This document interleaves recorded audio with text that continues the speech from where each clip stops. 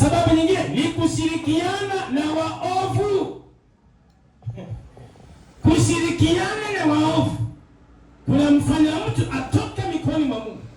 Kama unataka andika Zaburi moja pale, anaweza kupale ya mizaha, baadhi kwenye mizaha, Zaburi moja hadi 4, lakini Mithali sura ya 4:14 hadi 16. Mithali 4:14 hadi 16 na Zaburi 81:12. Sawa eh?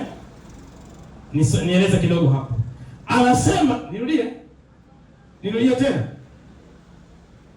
Nimesema Zaburi moja hadi 4, Mithali 4:14 hadi 16, Zaburi 81:12.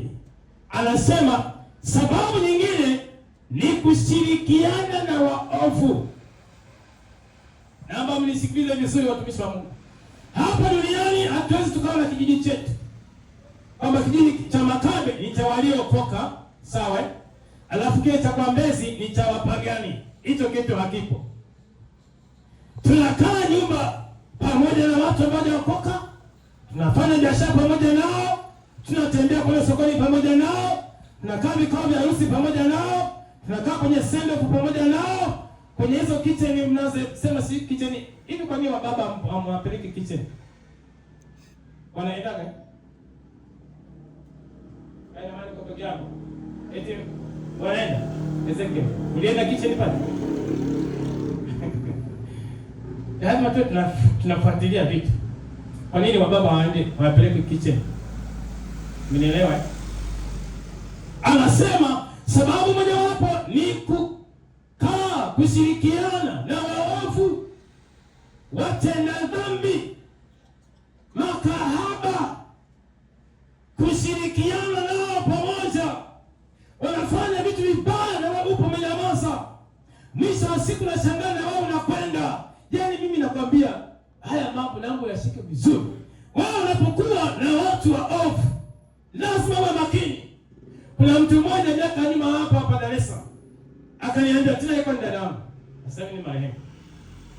Akaniambia, wewe si uonje tu kidogo, si uonje tu kidogo, kwani nafikiri ni kali sana, wewe si uonje.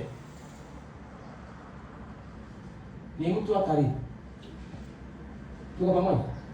Nimesema mtu anaanguka kutoka kwenye mikono ya Mungu ni kwa sababu ya kushirikiana na waovu.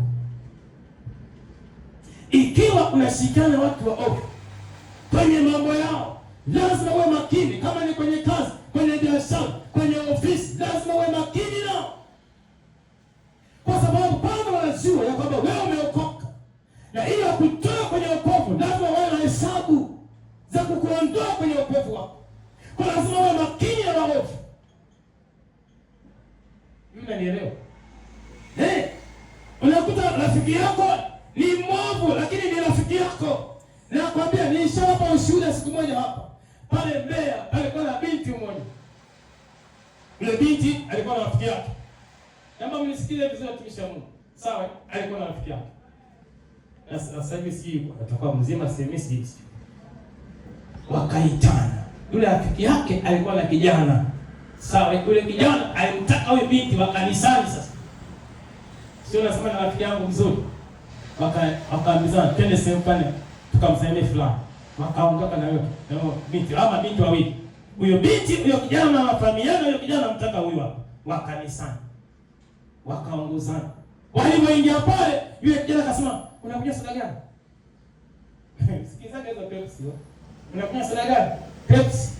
"Na wewe soda gani?" "Ah, mimi nakunywa mimi." "Sasa wewe nani fulani?" "Hebu nenda kanunue mara moja dukani." Akamtuma yule binti mwingine aliyemshawishi huyu wa kanisa waende kwa yule kijana. Yule binti akaenda akatoka nje na yeye aenda kwenda dukani. Yule kijana akafunga mlango. Akabaki na yule binti wa kanisa.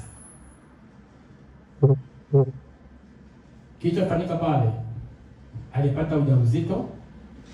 Alafu akaambia, "Wewe ni mjamzito." Akasema, "Hapa mimi kama mkumbuka." Akapata mimba. Na bahati mbaya Mungu amfichi mnafiki. Siku hiyo na mimba juu. Wakanisana.